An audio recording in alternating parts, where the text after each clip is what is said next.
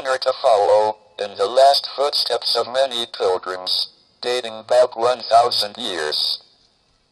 I am very happy to be in Santiago de Compostela, and I look forward to an exciting week. Thank you very much, Sanchez Baguio.